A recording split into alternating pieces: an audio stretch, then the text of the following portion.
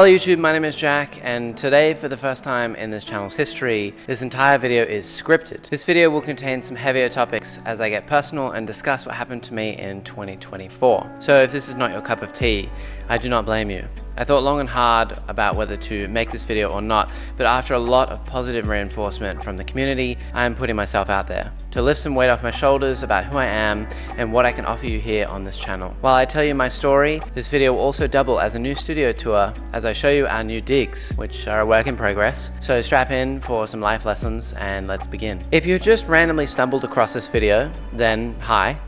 My name is Jack and I make Warhammer content here on YouTube. I've done so for about 4 years now. Overall, I'm really happy with the amount of effort I put into this channel so far. At the time of writing the script, we have about 400 videos and 500,000 views, which is a staggering amount for being a little Warhammer streamer. I've invested at least 10,000 hours of time into playing, painting, building, recording, editing, etc. you name it, and it's all been worth it. You guys make it all worthwhile. In this video, I will try to avoid specifics about names, places, and private details. Of course, I know that this is the internet and whatever I put up here will stay forever. So who am I really? Well, my name is Jackson Barnyard. Yes, just like the name of the channel, but with an extra Y in the middle. Barnyard has always been my nickname in every aspect of life, whether it be at work or my username online. In more recent years, thanks to my beautiful partner Adela, it has become more of a team name for our little studio. But in reality, it's always been me. Everything you have seen on this channel, from the thumbnails to the models,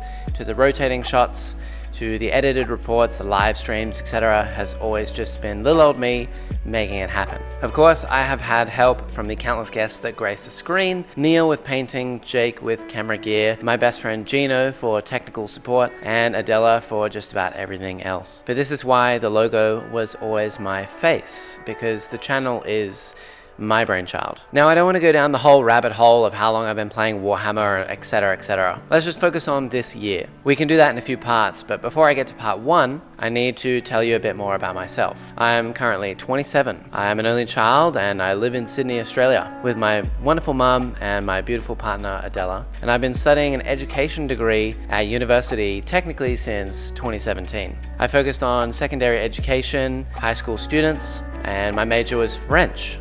Surprisingly. Hence why sometimes I chat briefly to our French subscribers on live stream. Stereotypically, I also have daddy issues. Sadly, here in Australia, we have a large gambling problem, and unfortunately, my father fell into this addiction in a big way. Now you know these things, let's begin in January. Honestly, I was never really interested in becoming a teacher, but I just happened to fall into working in the education department after fumbling my way through life after school. I was quite behind on learning the language because I won't lie, I'm a lazy person and I hyper-focus on things that I like Warhammer. But learning a language through COVID from home with little to no support is kind of impossible. So I decided, why not go to Canada?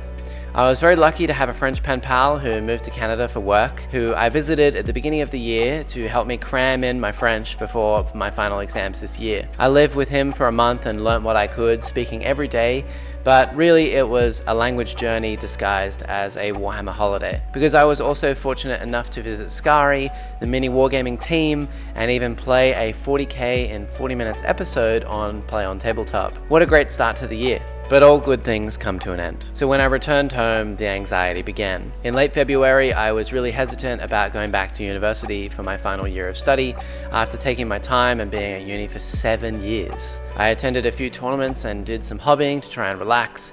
But on the 12th of March, I had my first ever panic attack. Adela and I were sitting watching Dune 2 at the cinema. Dune 2 at the cinema, and I literally thought I was going to die from a heart attack. So we went to the hospital. I was under pressure from my family, my dad especially, and combined with the weight of uni and this channel, I found out very quickly that the body fights back against the mind. I wasn't sleeping very well, and in some of my live streams, I started to talk about stress and that I was having some health issues like pains in my chest, feeling hot in the head and ears, and like I was out of breath. I still haven't seen the rest of this film. In April, I had to do the first of 2 placements for my final year of study, where I worked in a school for 6 weeks unpaid. Yes, totally unpaid, full-time. Honestly, it was absolute torture. And not only do I have massive respect for teachers that do it, I found out that it definitely was not for me. The school I was at was better than previous schools I had worked in, but I very much got the impression that I wasn't welcome. While I was there, I managed to pick up COVID for my second time, which didn't sit well with me at all, and I got incredibly sick. I didn't know at the time, but I had pericarditis or myocarditis, whatever. Basically, it's swelling of the heart muscles, making it very hard to breathe. During this time, I was laying awake at night, grinding my teeth. Yes, I wear a plate. Struggling to breathe with chest pain. Knowing I would have to complete another 6 weeks of this later in the year, yes, the second placement, and dealing with other problems at hand. It was at this point I developed some major tinnitus.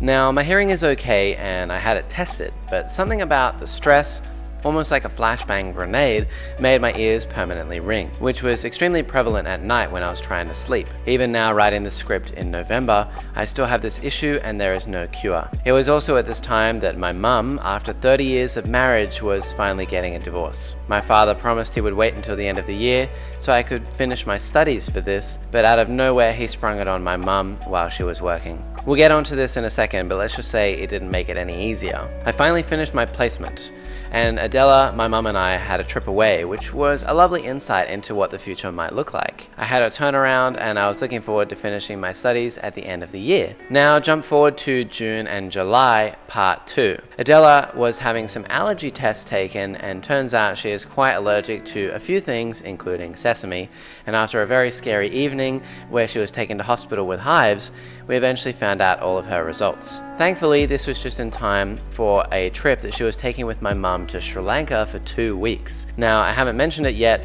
but my mum also has a very rare blood mutation that she developed in the last few years that makes her skin allergic to water and extremely itchy whenever wet, alongside dizzy spells thanks to this blood issue. So I was pretty worried about letting them go to another country together without me. I mean, these two ladies are basically my whole world. But I was on the mend and I was ready for it. All packed. See you later, ladies. This is where even more problems hit. I knew I was going to be staying at home alone with my father for the next 2 weeks, but we hardly spoke and avoided each other in the house. Not a super healthy environment to live in, but literally the day before the ladies leave, I got a phone call.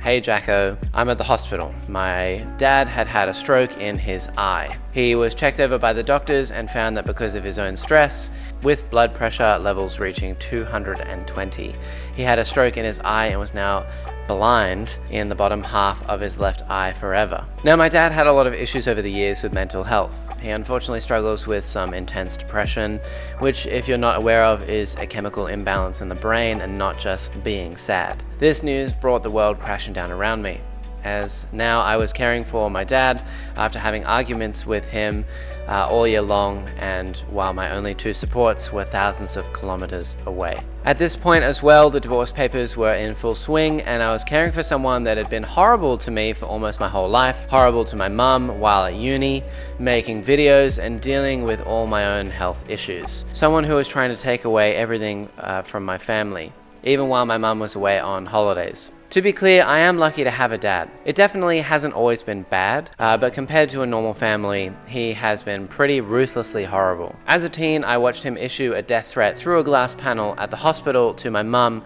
who has only ever been caring. Specifics aside, at least the next steps ahead were easy. Actually, it was about to be my final placement for another 6 weeks, where I was also scheduled to complete an education thesis of 10,000 words. I believe it was around this point where I did a live stream with Lewis, playing my demons, and you guys in chat were incredibly generous with your donations. I am truly grateful that I get to be in this position where I can make videos for a living and entertain the internet for this wonderful game. But in that moment in time, the anxiety hit me like a brick wall, and I kid you not, I nearly blacked out live on air. Not to mention that this year has been the year of the pickle in my chat. If you haven't been around a lot on this channel, I had a nickname, Pickle Daddy, which is very ironic for the issues I was having at the time. This brings us to part 3, where I went back to placement. Now, this was an absolute mess.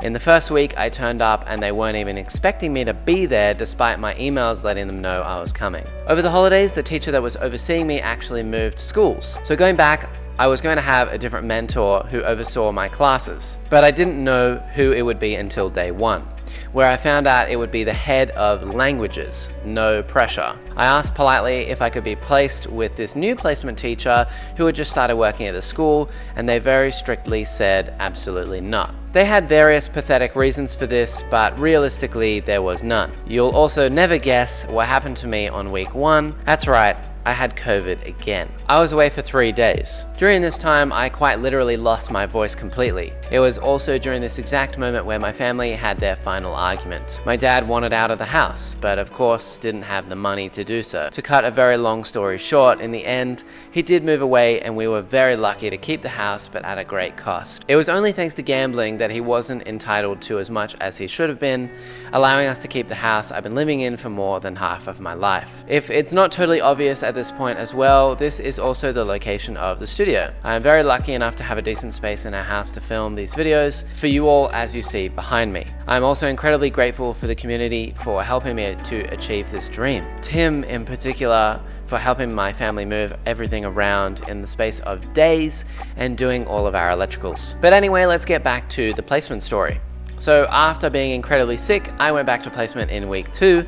At this stage, I was trying to work through some of my anxiety with a therapist over the phone. I remember standing in the car park, walking back and forth, talking on the phone at school, instead of being inside working on my assignments. Safe to say, the head of languages wasn't impressed with my level of French and where I was at mentally. So naturally, she went behind my back to say I wasn't good enough to the university. I came home that day and got a phone call from the university, essentially bullying me over the phone, saying that I'm not good enough. So I had a mental breakdown. I just couldn't handle it anymore. The stress from my dad, my work, my uni, and my future career, and I just let it all out. I went back to school the next day and confronted her on it, saying that I found it rude that she went behind my back, and I kid you not, she said, and I quote, "Well, I found it rude you took time off sick in your first week. Teachers work even when they are sick." Not to give it away, but for a middle-aged woman, she has an ironically hilarious name for a situation like this. I got up and I walked out. I was utterly done. Fuck university and fuck the New South Wales Education Department. After 7 years at uni, never helping me even once, all I got was tough, do better. This is where my story turns around. With my dad gone and my university journey now finally over, I can turn to the one thing that I really enjoy, YouTube. We have been working on this new studio since September. I took some time for myself, and naturally the house needed a lot of maintenance with my dad leaving. I now make these videos full time, so thank you to everyone who watches along, everyone who joins in on a live stream, and those of you who support what I do on Patreon and here on YouTube as a member. Now in November, I can safely say that life is getting easier, but I still have incredibly stressful days, purely as physical anxiety. Recently on a live stream, I was short of breath and felt like I was going to faint. I am not sure if this is PTSD from everything I've been through, or just me being a baby in a grown-up's body. Rest assured, I am working on it. So why tell you this story? Well, there are a few reasons. I was sick and tired of hiding something from you all. I am a very open and honest person, and saying studio all the time instead of just telling you what it really is. Just a 40k loving guy making videos in his home. People put out this persona on the internet like they have all their life planned out, but in reality it's never true. The best YouTubers are the ones that are the most genuine, and I want that to be true for me as well. Another reason is to say that no one, no matter who you are, no matter how well off you are, should gamble. It is truly a plague on society, and in my opinion it should be banned in all of its forms. But hey, what do I know? The final reason is to remind you all that mental health is real. Before this year, I used to be one of those people that scoffed at anxiety. Chin up mate, just get on with it. But realistically, it's nothing to do with what you were thinking. In the same way that when you have a bad accident, your body goes into shock. You just have pains for no reason with no rhyme or reason to it. So take it seriously. And if someone you know is struggling, reach out to them.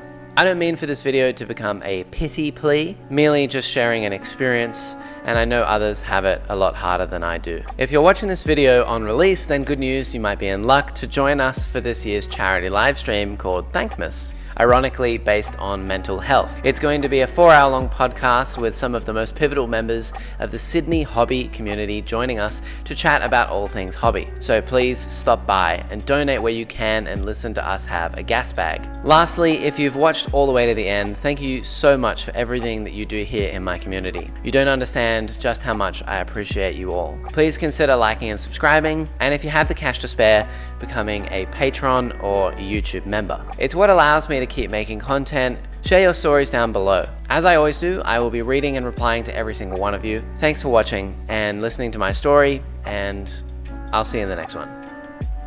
Peace.